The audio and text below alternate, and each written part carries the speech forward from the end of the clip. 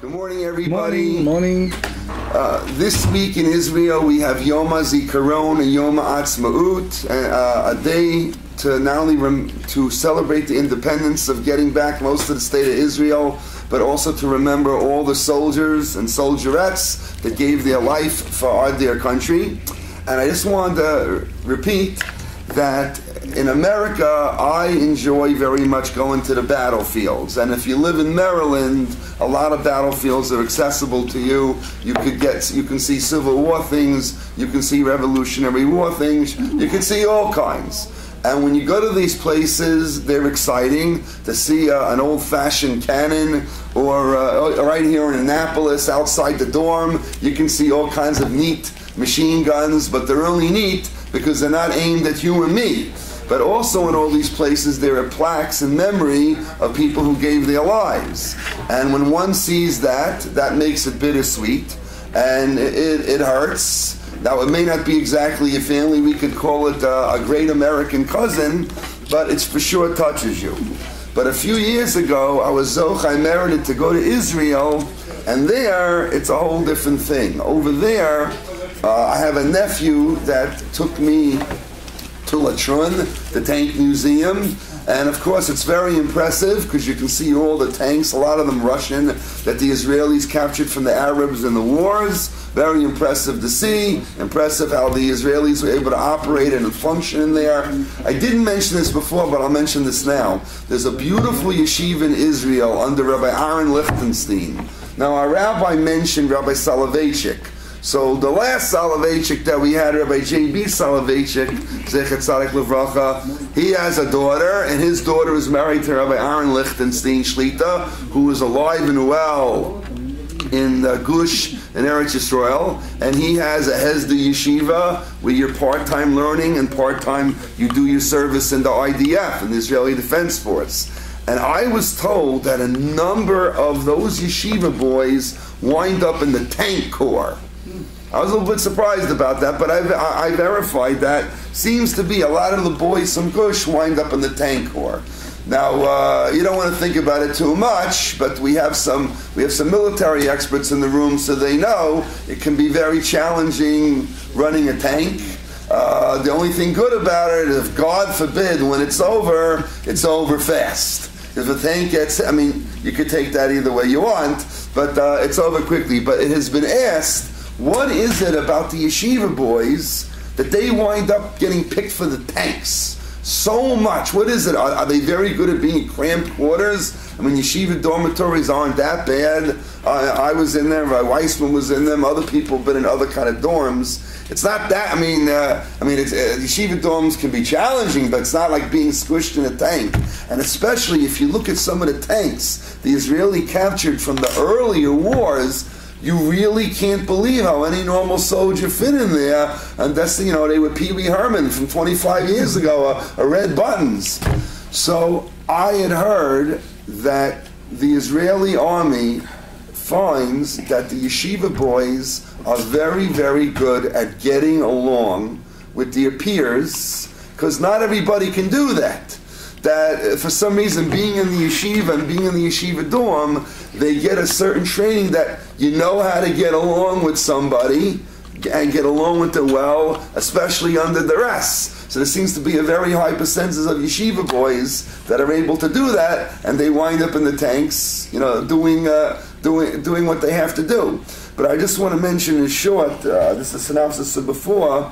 When you go to Israel and you see the names on a wall by the tank brigade, and it has every war going back to 48, and it has a list of names. So America touches you, but this shakes you, because those are brothers and sisters, and you look at the names, and you go in the museum, and you see parents coming to make a minyan for a yahrzeit to say Kaddish for someone who gave their life. Now America is your land, but Israel is Israel, and it just really, really moves of someone, and you just got to keep telling yourself, I got to pray for those souls, I got to be thankful for those souls, and I have to support Israel with normally, we think, I write a check to Israel bonds, or UJA, or they or JNF once in a while, but it just really reaches into your heart and shakes you up. That says, I got to really be supportive of Israel. Like we spoke in the past, I got to be careful what I say about Israel, because it doesn't take much for people to say bad about Israel. But especially this week, when we celebrate Independence Day, it's a very good time in our davening to keep in mind, to be thankful and to pray for all these neshamas,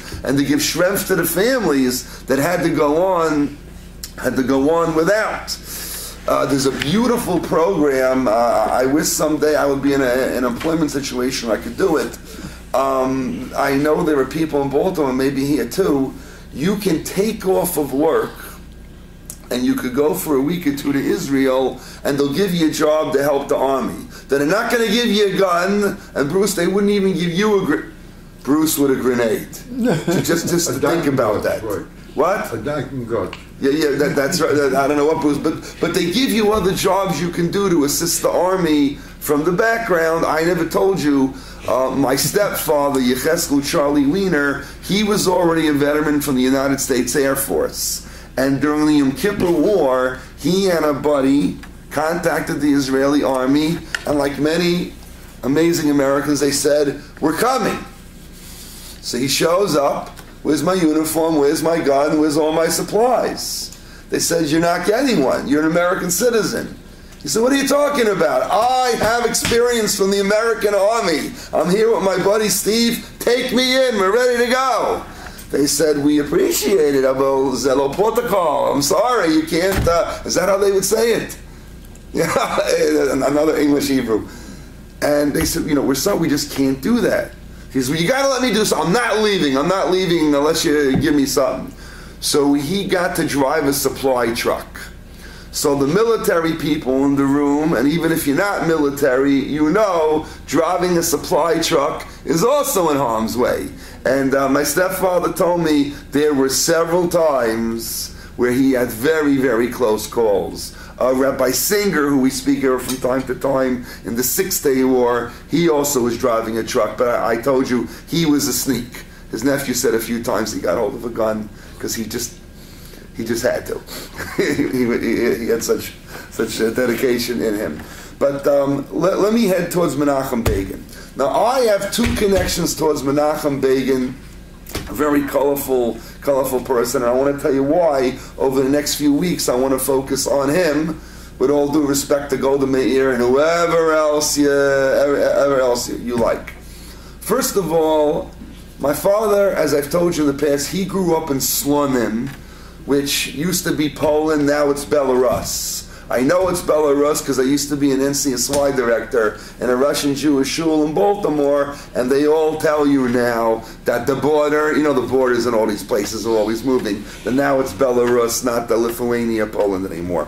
But my father, until he was 16, he grew up in Slonim, and it was a horrible existence, very, very poor.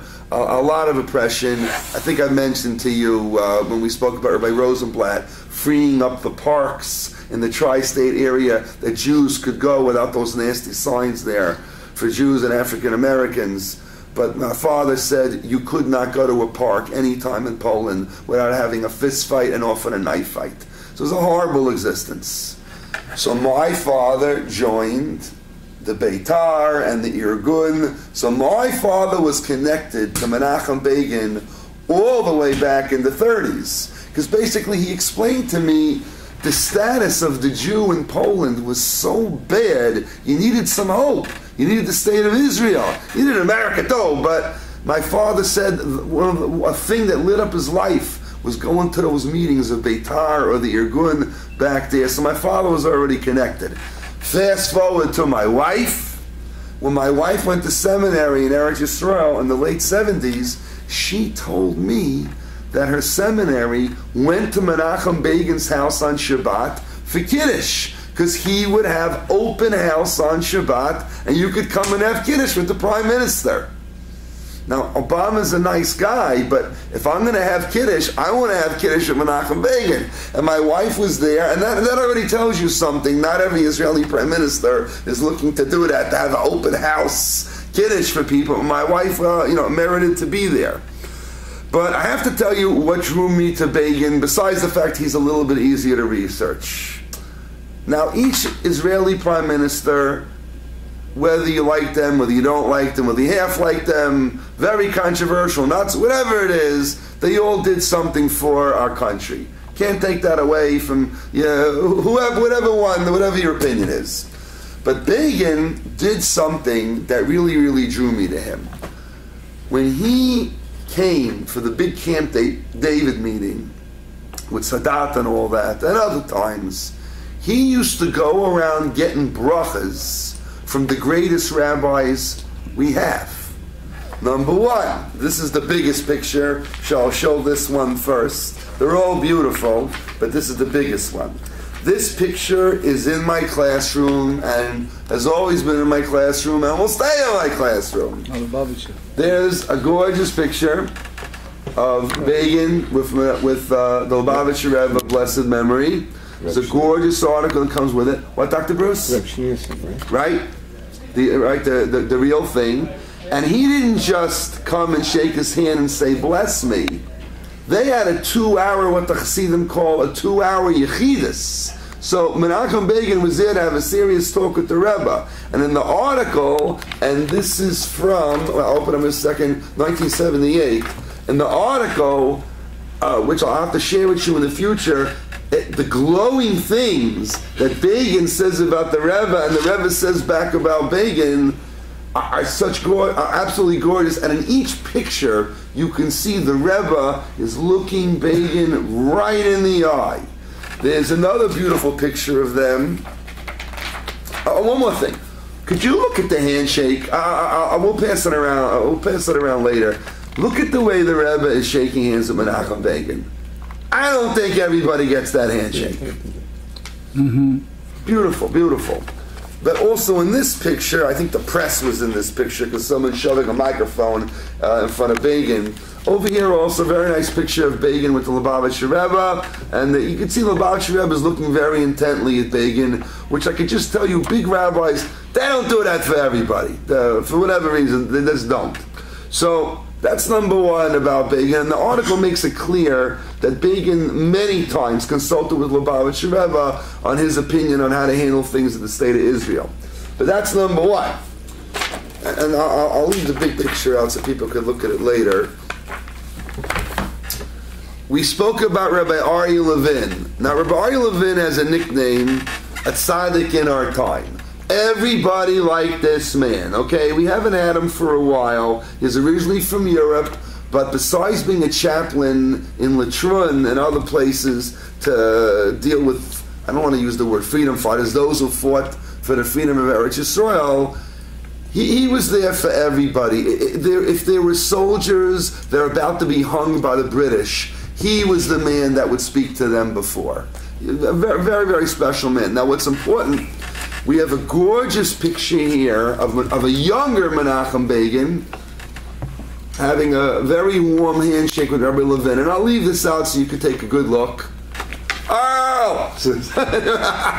Anyway, and this part is very important. Now, when Menachem Begin was head of the Irgun, now I want to be real honest with you, the Irgun did some things that by the standards then and the standards now would be more than controversial.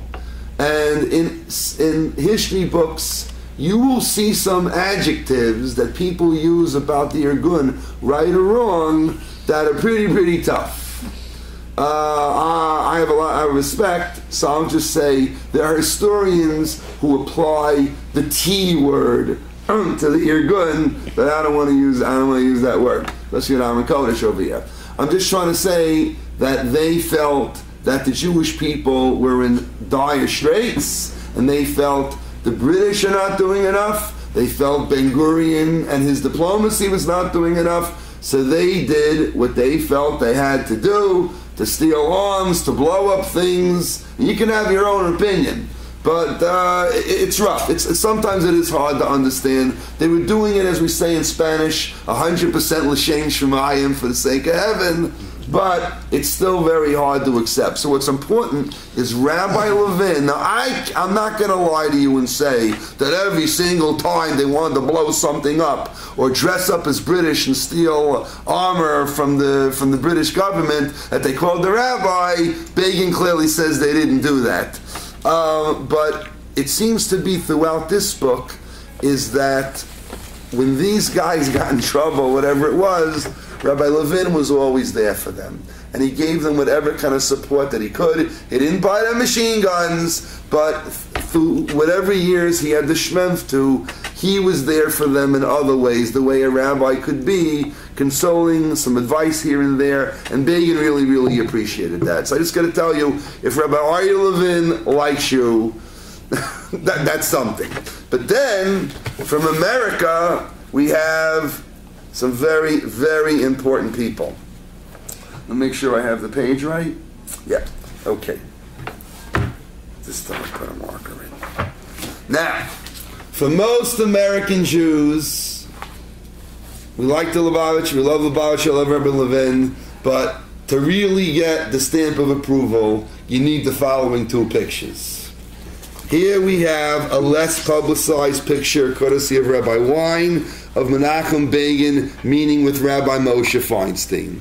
And Dr. Friedman knows if you're okay with Rabbi Feinstein, you're usually doing pretty good. You have Rabbi Feinstein with a huge smile on his face, really enjoying Menachem Begin's company. So we'll leave this out so people can get a good look. And the fact that if you research it, you don't get the impression Begin was there for a photo op, which is so common nowadays. It seems to be it was a serious going for a blessing and a conversation. We have Begin with Rabbi Moshe Feinstein, and here's another one that somebody definitely needs. This is from the Waldorf Astoria. Menachem Begin meeting with, as Rabbi Weisblum mentioned before, Rabbi J.B. Soloveitchik in the Waldorf. You can't beat that. So whatever complicated things happen with Begin, this is a man that at least is spending the time to go to at least 4 of our greatest people, the time for blessing and to consult. So that says something about the man. It definitely says something about the man. Now, it's rough. The thing that probably stays in your mind the most is they do have a picture in Menachem Begin's book, Revolt, of when the Irgun blew up the King David Hotel. And of course, there's a lot of things Menachem Begin's Irgun got accused of doing that they didn't do. And there are some very sad things that happen, especially when Jewish groups turned on each other by the Altalena tragedy, when there was a ship coming in with all the weapons, and there was a lot of friction between the Jewish factions, and Jews, unfortunately, kill Jews. But you have a lot of that in there also. But you read about these things, and you have a hard time. You have a hard time with it, trying to understand. Of course, you say, who am I to judge another generation? If I would have been in that position, but I want to just mention something very important from my Rabbi Schneider. Now, I'm not going to tell you the name. Okay, I'm not going to tell you the name. There was a certain Israeli prime minister that did a lot of good things, but he did a lot of things that people are still mad about. He did a lot of things to agitate the religious factions. He was responsible for quite a few Jews dying, and people have a hard time with him. I don't want to say his name. As far as his belief in standard Jewish things, he didn't keep it a secret that he didn't believe a lot of things. But my rabbi said, people got to watch what they say, because he was God's messenger to do certain things that we needed. Let me give you an example. When this particular prime minister was arguing with a non-Jewish dignitary about the Jews having a right to Israel, this prime minister had a lot of quotes from the Torah, from the Bible. A lot of good quotes. So the dignitary said, Prime Minister so-and-so, you're very, very convincing that those verses from the Bible say the Jews need to return to Israel, but I got a problem. You tell everybody you don't believe in the Bible. So what are you quoting me from the Bible for when you don't believe in it? He said, you're right. But you and everybody else believe that stuff, so you should go along with it even though I don't believe in it. So I mean, he had a savvy to the way this fellow spoke. My Rebbe also said that this particular prime minister, even though he ruffled an awful lot of feathers, my Rebbe said that he was able to negotiate with the Arabs like nobody else. So I remember Rabbi Schneider said, say whatever you want, but there was nobody that was able to negotiate and get through to them sometimes like this particular man. So let me tell you what happened. Then I want to give you two things about Begin. You should eat more. Rabbi Schneider was taking a walk one day with some other rabbis. Now, we know the Jewish people like to argue. As my father of blessed memory used to say, the only thing that two Jews agree on is that they don't agree. Right? Or maybe your dad or ma said two Jews, three opinions. Okay. So we know about Israel, it gets very hot. Rabbi Weisblum could tell you about dissent and argument between political and religious factions in Israel that would make your head spin around. So that's why we're glad you're here, so that we can protect you. But it can get very, very tense. And people say things, a lot of things they shouldn't say. Rabbi Schneider was taking a walk with some other rabbis, and one of the mentioned a certain prime minister's name, and he appended two little Hebrew words that was a no-no. He said, Prime Minister so-and-so, Yimach Shemo. May his name be blotted out. And my rabbi said to him, excuse me? Excuse me? Did I hear you say what I think you said? He said, yeah, that guy this and that guy that and that guy this and that guy that. So my rabbi was very upset. The other rabbis were also upset, but they didn't have the guts to stand up to this fellow. Now, Rabbi Weisblum, just yes or no, we don't want to put... Have you ever run into people in Israel that said things like that? Sure. That's why he's here. That's when he goes back and forth. Listen to what my rabbi said. It's profound. So my rabbi challenged him. He says, I want to ask you something before you go judging other people. Prime Minister so-and-so, according to the Torah, because this man was speaking in the holy wrath of the Torah, according to the Torah, if Prime Minister so-and-so was to die without children, would it be a mitzvah for his brother to offer to marry the widow to have children to name for him? Which is a case in the Torah. It's there black on white. So he says, I'm asking you. So if so-and-so prime minister would die without children, is there a mitzvah in the Torah for his brother to offer to marry the widow to have a child to name for him? So the other rabbi, the one with gall, said, I guess so. Yeah, I guess so. He said, and what does the Torah say about that mitzvah? The other brother should offer to marry the widow because, says the Torah, V'lo yimach shemo b'Yisrael. His name shall not be blotted out. He goes, that's the halacha, isn't it? The other rabbi said, yeah, you're right. He goes, so what do you see from this? You're never supposed to say on another Jew, may their name be blotted out no matter what. You admitted to me, Rabbi, that there would be a mitzvah, it's called Yibam, of one brother for the other, to have children named for him. That means the name must carry on. So my rabbi told this other rabbi, don't you ever do that again about anybody. You don't talk that way about another Jew, no matter who it is. Don't say name be blotted out.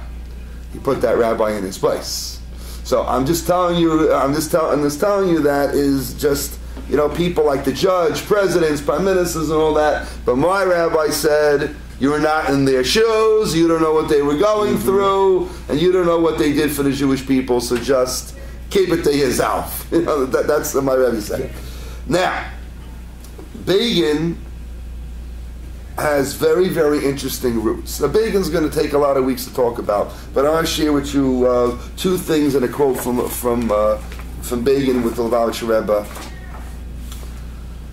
Begin's family was very, very Zionist. And they had guts. Let me tell you how much guts Begin's family had. Now, this comes from another man who has guts, Rabbi Beryl Wein. Rabbi Wein is famous. He puts in his history books what nobody else wants to put because he wants to tell the truth and he just doesn't care. That's the way it is. Rabbi Wein is interested in being politically correct. He wants you to know the truth whether you like it or not. And Rabbi Wein, there's a picture of him in the back of the book too. He should live the long, healthy years. He's around 78 now, but he runs around like a spring chicken. So Rabbi Wein says, this is what happened. Now Herzl, I grew up in the Hebrew Day School of Sullivan in Ulster County in upstate New York, and I was brought up that Herzl was perfect. Maybe you were brought up that way too, that Herzl was perfect, Herzl was wonderful, saved the Jewish people, got a dynamic looking face, and all those kind of nice things, and the Herzl's great. Then you get a little older, and you read more, and you find out, okay, not quite perfect, there's a few problems. And then you find out, great man, but there was some problems. The most famous thing you know was, remember at one point, Herzl was going to say, forget Israel, send the Jews to Uganda. Which I want you to know, there were a few great rabbis who thought it wasn't such a bad idea for a few years. Anything to get away from the anti-Semites. So he did have a little bit of rabbinical support. But there was, like any great statesman, there's always something. You pick your favorite American president, whoever you like. There's always somebody that's got something to say, whether it's true or not. That's just the way it is. So whatever it is, I found out, as we all find out, that even some of our greatest Israeli statesmen, some things went on, they did this, they did that, and you're not totally happy, but we don't throw out the baby with the bathwater. So anyway, Herzl passed on, and in Brisk, Lithuania, the president of the community, not the shul, of the community. This is bigger than David Sleom. President of the community. They used to have a Paris in Israel. The president of the community was Begin's grandfather. And he said, we are going to have a hesped, a eulogy for Herzl, right here in the main shul. Rabbi Soloveitchik, who we mentioned the original, Rabbi Soloveitchik number 2, Rabbi Chaim Brisker, Rabbi Chaim Soloveitchik said to the president, what are you doing? I'm arranging a eulogy for Herzl in the main shul. He says, you can't do that. What do you mean I can't do that? He's the Israel Congregation. What do you mean? He's going to be a salvation. Got to have a thing in the main shul. Rabbi Soloveitchik said, listen, he did some great things, but I can remind you about some other things he did that we're not so happy about. And they had an argument, and you have to understand, in Jewish literature, Rabbi Chaim Soloveitchik, he's like, woo! There's no yeshiva in the world that doesn't study Rabbi Chaim Soloveitchik's material. He's big stuff. And Begin's grandfather overruled the rabbi, one of the greatest rabbis of his time. And he said, Rabbi, I'm sorry, I hear your point, but Herzl is the hope and the opening door to the Jews being saved and the ultimate redemption. Maybe he wasn't the perfect guy. Maybe you don't want to eat Shabbos in his house, but we're having the eulogy in the shul, in the main shul. And they did it. Now I got to tell you, this piece is very, very strange. I've said it over to different groups, and different groups, some side with the rabbi, some side with Begin's grandfather. It depends, where you come from, what your background is. But I'm just trying to tell you, this is what Begin had in his blood. That intense love for Israel and doing whatever it takes, however it takes, with whatever it is to get Israel. So you can agree with whoever you want, but whatever it is, I'm just showing this was already in his blood from his grandfather. But there was something else that happened to him that really, really prepared him. Of course, I mentioned the way his father drilled into him, the way you speak about Israel is a certain way. You say, I'm returning to Israel. Nobody owes me any favors. It's our Israel. But Begin was arrested in Europe. Why was he arrested? The Russians arrested Begin because they thought he was a British spy. Now, if you study a little bit about Begin, that's very ironic, because Begin spent a good amount of his younger years organizing things with the underground to sabotage the British, because he definitely wasn't on the British side. Ben-Gurion was always telling him, cool it, calm down, diplomacy. And then, Begin tried to tell him, I don't want to fight with you, but diplomacy is really, really dragging its feet over here. But he was arrested for being, they claimed he was a British spy, which there was no evidence. But anyway, during that time, he had a miserable stay. Part of the time he was in solitary confinement. And he writes about in his book what he went through in that prison. Not human. But it prepared him and toughened him for the future to be a leader in the Israeli underground to take back Israel for us. So sometimes, a person could go through horrible times in their life, and you read his account here of what he slept on and how he could wake up coated with lice and be so miserable you just dust it off and go on. He wrote about the terrible, terrible treatment that he had, but it toughened him up. Number one, he learned how to be sensitive to the suffering of others, and it just made him a very, very, very tough fellow to do whatever he had to do. So it seems to be Hashem did a lot of different things for him with the military, with negotiation, with his parents and grandparents, to make him be the leader for Israel that he was going to be. So I want to close with sharing with you Begin's actual words. So it's July 15th, 1977, and Begin is meeting with the Lubavitcher Rebbe, and a beautiful, beautiful article, which we'll share pieces of it all the time. But this is from a press conference. And the way Begin speaks here and other places, it just gives you an illustration. He's a little bit of a different kind of Israeli prime minister. Begin said like this: I have come tonight to our great master and teacher, the Lubavitcher Rabbi, to ask from him his blessings before I go to Washington to meet President Carter, for the important talks we're going to hold on the future of the Middle East. The people in Israel pray for success of these very important meetings. And here's the best part.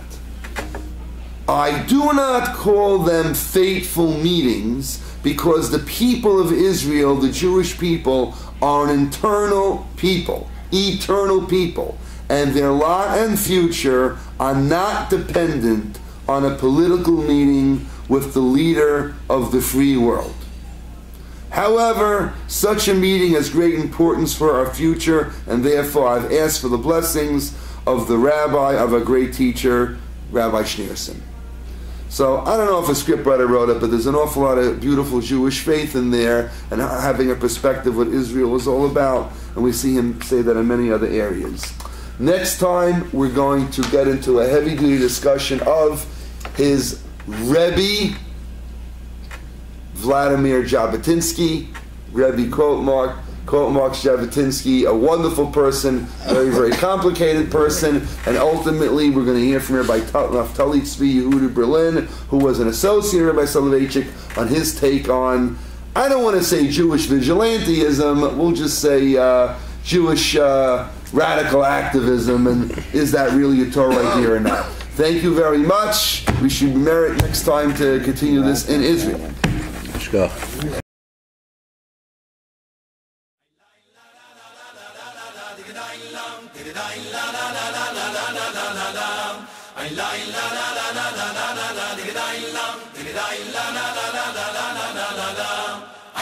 la la la la